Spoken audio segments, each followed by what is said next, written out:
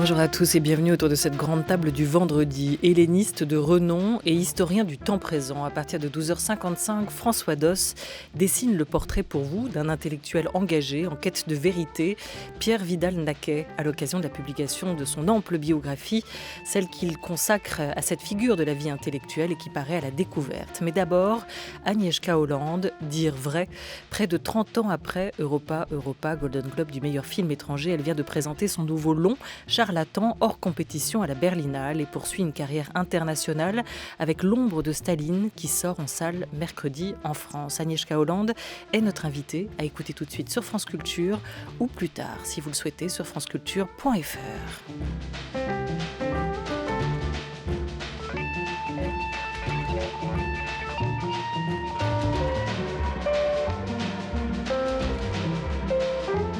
La grande table. Olivia Gesbert. Dans l'Europe de l'entre-deux-guerres, L'ombre de Staline suit le journaliste britannique Gareth Jones, interprété par James Norton, dans sa quête de vérité, jusqu'en Russie, puis en Ukraine, où il cherche à savoir si le miracle économique soviétique vendu par Staline est vrai et à quel prix se fait ce passage à la modernité. Bande-annonce. Voilà mon rapport sur le miracle soviétique. Quelle réponse donnez-vous ? Je n'en ai pas. Les caisses du Kremlin sont vides. Et pourtant, ils dépensent sans compter. Allô ? Paul, j'ai besoin de ton aide pour décrocher une entrevue avec Staline. Gareth, je t'ai appelé plusieurs fois. Écoute, c'est de ça qu'il faut absolument que je te parle. J'ai trouvé un gros morceau. Je peux démonter toute leur histoire.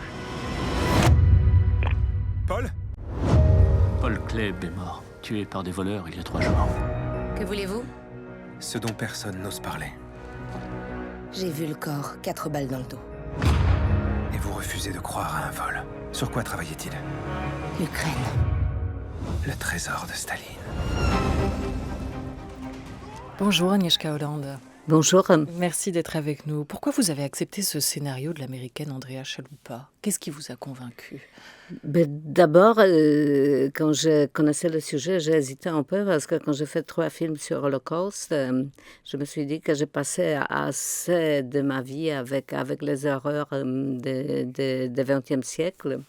Et après, en lisant le scénario, d'abord, je me suis dit que ce crime contre l'humanité commis par Staline, comme d'ailleurs beaucoup de crimes communistes, est très mal connu et oublié, pardonné d'une certaine façon, que contrairement aux crimes d'Hitler, ces crimes communistes sont sortis de la conscience globale. Les gens ne les connaissent pas. Ils ont oublié complètement l'ampleur des prix qu'il a fallu payer pour cette idéologie.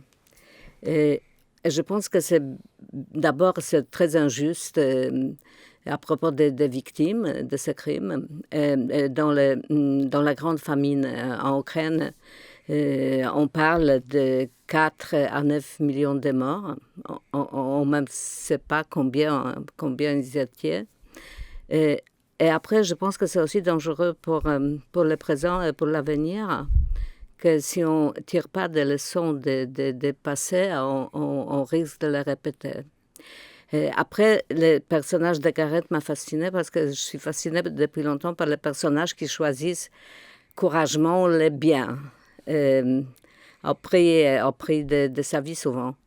Et surtout, si c'est un journaliste, si c'est un lanceur d'alerte, je trouve que c'est une figure qui, dans notre temps, est extrêmement nécessaire. Que la question se posait sur la vérité, sur le journalisme, sur le devoir des médias, sur la honnêteté et objectivité des rapports des journalistes, c'est quelque chose que je trouve très, très, très actuel. Les fake news, la manipulation de la propagande, la facilité avec laquelle on distribue les mensonges et à quel point les gouvernements, les hommes politiques sont lâches et ils produisent ces mensonges ou ils acceptent ces mensonges parce que c'est plus commode, c'est plus commode, c'est plus opportuniste. l'indifférence de gens, l'indifférence d'opinion publique aussi, c'est quelque chose qui me sidère. Et ces trois facteurs étaient réunis dans l'histoire de Gareth Jones et la famine en Ukraine. Je pense qu'il se passe aujourd'hui dans notre monde. Voilà, parce que c'est un film, une histoire qui joue sur les oppositions, pas manichéennes, qui sont réelles. À la fois, vous l'évoquiez, celle de la vérité et celle de la raison d'État. Celle de deux figures du journalisme, et on va y revenir. Celle aussi de deux figures historiques, parce qu'on est dans l'entre-deux-guerres, et il y a l'ombre d'Hitler et celle de Staline qui sont omniprésentes. On ne les voit pas, mais derrière eux, il y a deux mondes qui se dessinent. Vous venez de l'évoquer, Agnieszka Holland, ce film, il est dans la continuité quand même de votre filmographie d'Amère récolte à Europa, puis Sous la ville. Vous racontez une fois encore l'histoire de cette Europe meurtrie par la guerre et par les idéologies. Là, comment décrire cette Europe de 1933 ? Année où ce journaliste va faire le voyage vers la Russie et l'Ukraine. L'ambiance très particulière de cette période où la paix ne semble tenir qu'à un fil.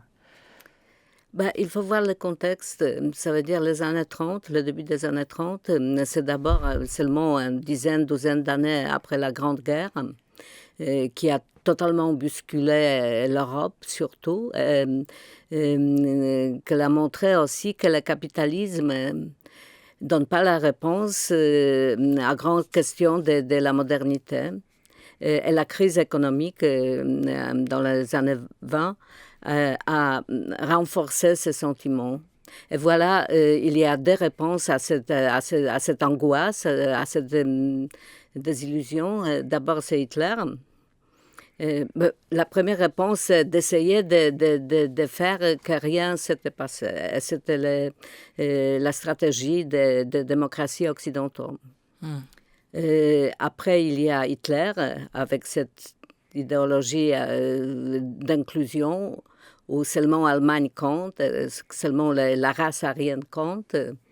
Et après, il y a le communisme, réalisé par Lénine après Staline en Union soviétique, qui pour beaucoup des intellectuels, des artistes, mais aussi les gens ordinaires, les ouvriers, c'est un espoir, le seul espoir pour sortir de cette crise profonde.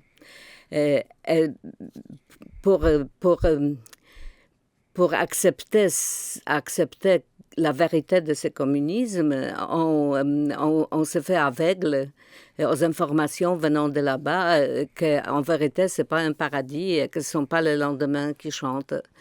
Mais on comprend les gens qui repoussent cette vérité ou qui pensent qu'en tout cas, le défi est si grand qu'il faut payer par le sacrifice pour avancer. C'est-à-dire qu'il y a deux versions qui vont s'opposer sur ce qui se joue là-bas, celle de Gareth Jones, qui est inconnu des lecteurs, qui est un pigiste, mais qui est déterminé à révéler la vérité, celle qu'il a découverte et vue de ses propres yeux, et celle de Walter Duranty, qui est correspondant du New York Times à l'époque à Moscou, qui a eu un prix Pulitzer, donc est un journaliste reconnu, établi, et qui va couvrir avec ses articles et ses équipes la propagande soviétique et la relayer. Est-ce qu'il incarne pour autant, à vos yeux, si on replace ça dans le contexte historique, Agnieszka Holland, la figure du journalisme corrompu, ou est-ce qu'il n'est pas aussi avalé par quelque chose qui semble plus grand que lui, c'est-à-dire l'envie de défendre une idéologie, et les idéologies sont fortes à l'époque. C'est en tout cas comme ça que lui présente ses positions. Oui, Duranty, c'était un personnage très intéressant et très contradictoire parce qu'en même temps, il était corrompu. Hein. C'est assez évident aujourd'hui quand on connaît tous les contextes de ses actions et des profits qu'il a eu en travaillant pour Staline d'une certaine façon. Mais les excuses qu'il a sorties, s'ils étaient sincères ou non, ce n'est pas à moi de juger, étaient qu'il faut les faire comme ça. Après, il y a une jeune journaliste, Ada Brooks, qui aide Gareth dans son investigation. Et elle est très idéaliste, mais elle pense vraiment qu'il faut supporter le communisme parce que c'est ça la seule solution en face de Hitler. Et après, il y a George Orwell que Garrett rencontre après son retour de Russie et qui ne veut pas croire que tout que Garrett dit est vrai.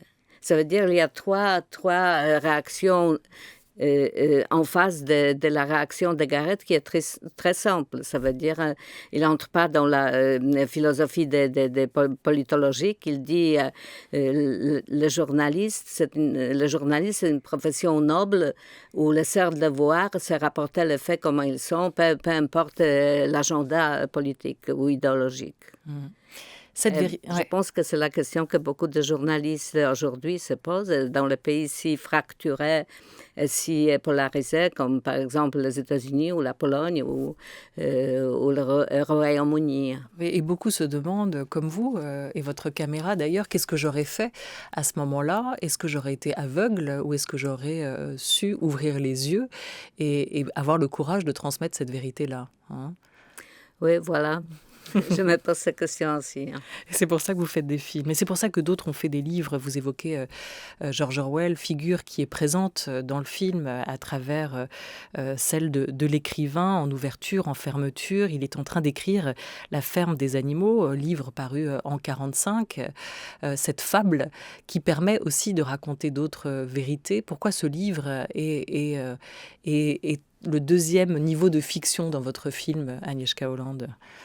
Quand je lis le scénario d'Andrea, déjà, le personnage d'Orwell, ce niveau de ferme des animaux existait. Ça m'a séduit. Ça veut dire, j'ai trouvé tout de suite certains rapports très personnels avec cette procédure. Ce que je pensais aussi que ça donne à tous les récits un côté un peu métaphorique ou symbolique. Mais il y avait des raisons tout à fait personnelles, surtout pour Andrea, qui a écrit le scénario. Elle est une jeune journaliste américaine, très engagée aussi politiquement.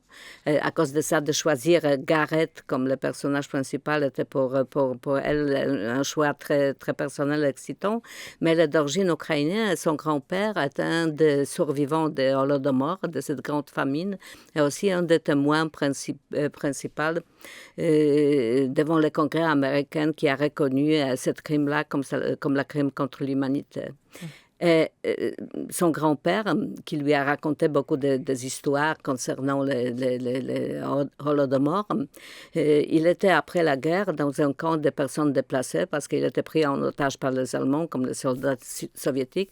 Ils étaient avec beaucoup des Ukrainiennes qui n'ont pas voulu d'entrer dans son patrie parce que c'était trop dangereux pour eux. Et exactement par hasard, ils ont trouvé le petit bouquin de George Orwell, la ferme des animaux. Ils ont lu, ils étaient bouleversés, ils ont pensé que c'est l'air de l'histoire, que ce livre raconte leur expérience. Et ils l'ont traduit en langue ukrainienne. Et comme ça, c'était la première édition étrangère qui a apparu de ce livre. C'était dans cette langue. C'est-à-dire qu'il y avait un rapport entre... Orwell, par hasard, Orwell aussi était inspiré par l'histoire de la famine, ça on le sait.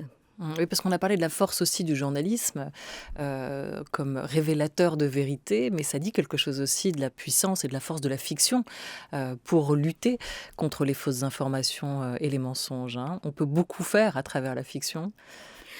Moi, je crois en fiction, même si aujourd'hui, les films qui sont les plus discutés, en majorité des cas, ce sont les films qui sont tirés des événements vrais ou racontent les vrais personnages. Et mes films, d'ailleurs, la majorité de mes films, dernièrement, racontent ça. Pourtant, je crois que les vraies réponses viendront de l'imagination. Et que l'imagination, c'est quelque chose qui nous manque le plus. Je suis amie avec l'écrivaine polonaise Olga Tokarczuk, qui a eu récemment le prix Nobel, selon avec laquelle on a écrit, après j'ai réalisé un film Pokot, selon son livre. Elle, exactement, peut-être, elle est peut-être la dernière Mohicaine qui croit vraiment que l'imagination peut changer le monde et qu'il ne faut pas regarder seulement en arrière, mais qu'il faut voir ça qui se dessine devant nous. L'imagination et la vérité, vous évoquez dans ce film qui sort en salle mercredi cette vérité inimaginable, incroyable, couverte par la propagande dans ce début de décennie, au début des années 30, celle de cette famine en Ukraine nommée l'Holodomor. En moins de 2 ans, près de 7 millions de personnes, de 4 à 9 millions de personnes, disiez-vous, vont mourir affamés. Des paysans principalement victimes de la collectivisation forcée des campagnes. Et c'est cette histoire méconnue que raconte aussi votre film Agnieszka Holland. Un film qui reste d'actualité. Lorsque vous l'avez présenté à la Berlinale l'an passé, vous avez transformé aussi cette présentation en un véritable plaidoyer pour les médias libres et courageux. Cette figure du journaliste Gareth Jones qui a vraiment existé fait penser aux lanceurs d'alerte d'aujourd'hui, comme Edward Snowden qu'on écoute. Le concept du renseignement n'est pas comme dans les films. Cela ne devrait jamais être comme ces fantaisies à la James Bond. On défonce des bâtiments, on tue des gens, on brûle des maisons, des bases militaires. En réalité, il s'agit de protéger la société et les civilisations, non par des actes criminels, mais plutôt en trouvant la vérité.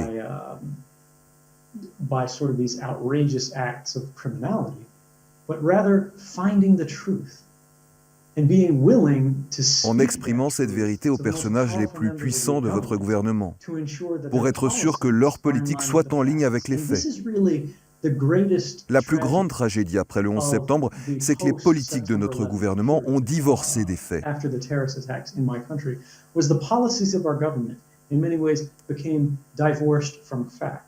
On a commencé une guerre sur la base de fausses informations que les plus hauts personnages de l'État savaient fausses.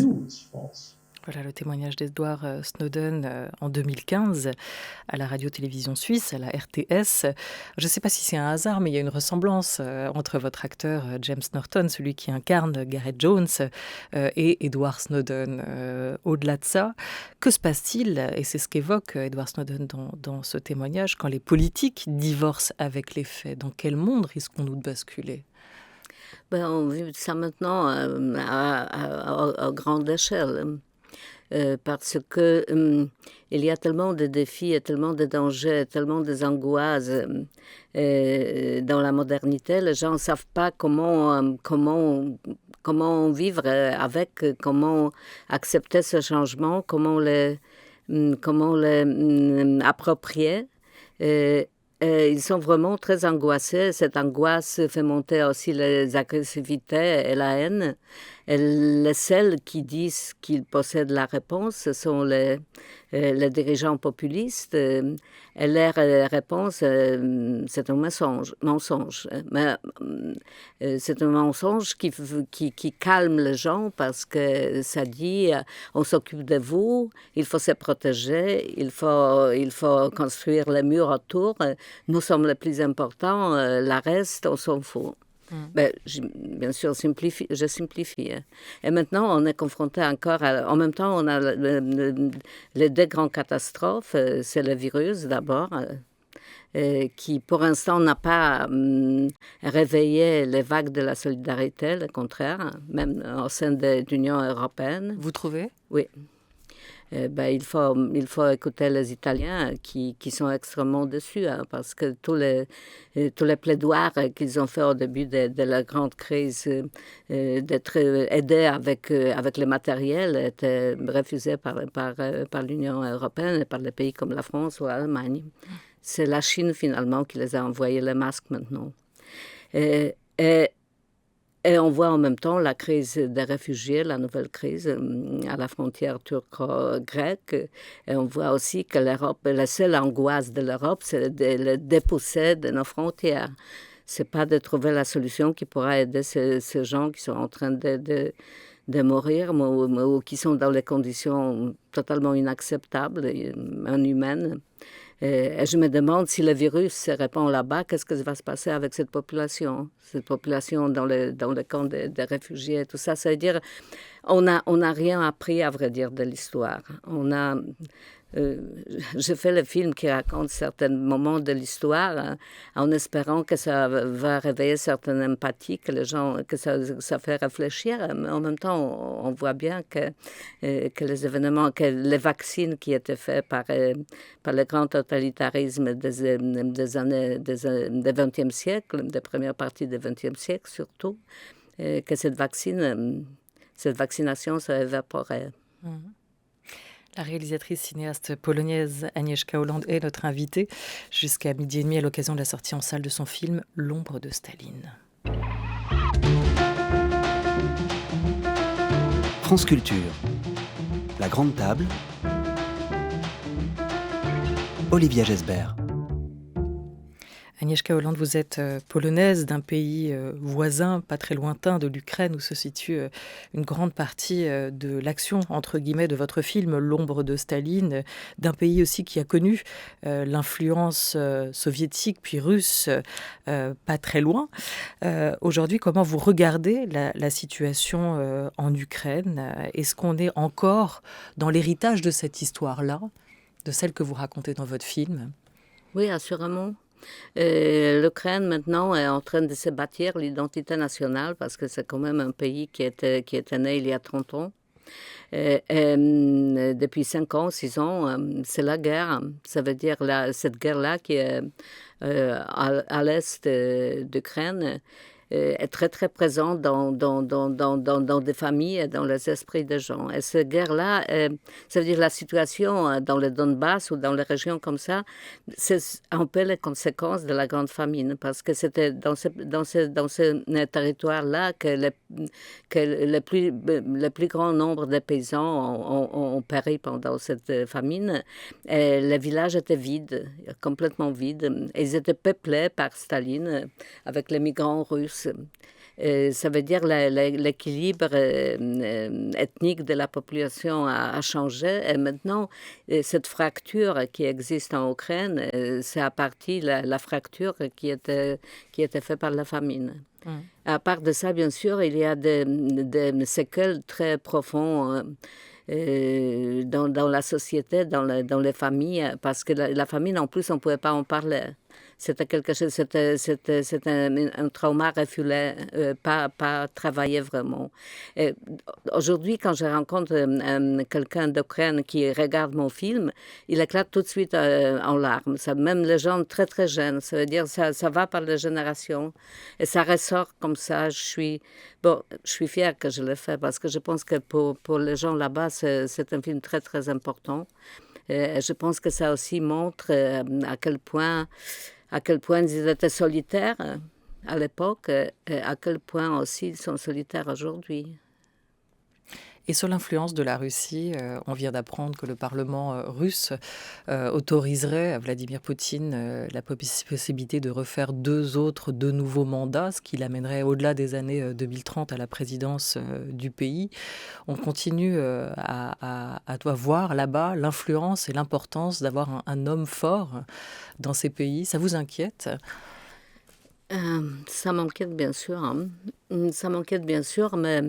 c'est au peuple russe de se réveiller, si vous voulez. Ça ne changera pas sans une vraie vague d'opposition. Et je pense que Poutine a pris ces mesures exactement parce qu'il a senti que dans la situation démocratique, il peut perdre un jour. Un jour pas trop lointain. Mais